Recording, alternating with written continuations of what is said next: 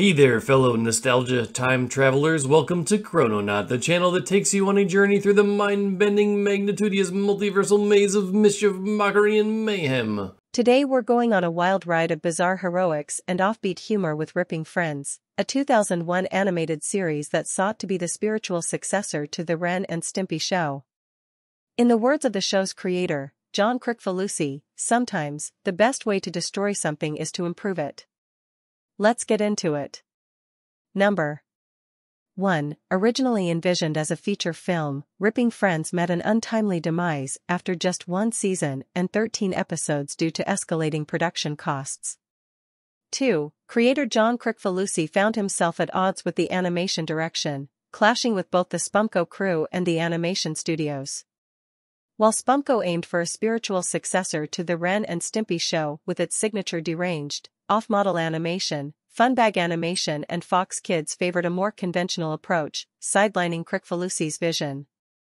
3. Tensions peaked at Funbag Animation when John Shaw instructed his staff to disregard Kricfalusi's style guide, leading to a near-physical confrontation.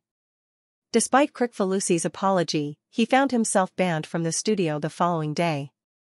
How many guys do you know who fought over cartoons? 4. Kricfalusi, the genius behind the Ren and Stimpy show, often avoids discussing Ripping Friends, lamenting that it fell below his artistic standards. The show became an entity distinct from his coveted practices, abandoning off-model custom poses and a strict avoidance of model sheets. Kricfalusi claimed, "It felt like someone else's cartoon altogether." 5. John Kricfalusi's off-model animation style, a hallmark of his productions, was intentionally neglected by Funbag Animation directors and Fox Kids executives. The result left Kricfalusi disenchanted, claiming the show had veered drastically from his original vision. 6. A lack of communication plagued the production, with Spunko and Red Rover Studios receiving bizarre directives like draw close to Jim Smith's boards, while emulating Jack Kirby. Kricfalusi's remote supervision from Los Angeles via faxed corrections added to the chaos.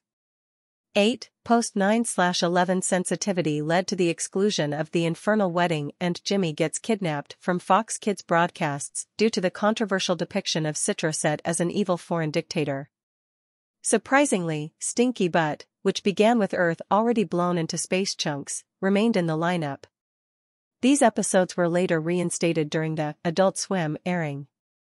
8. In a peculiar turn of events, Ripping Friends and a solo show centered around Jimmy, then called Jimmy, the Retarded Boy, were pitched alongside the Ren and Stimpy show to Nickelodeon.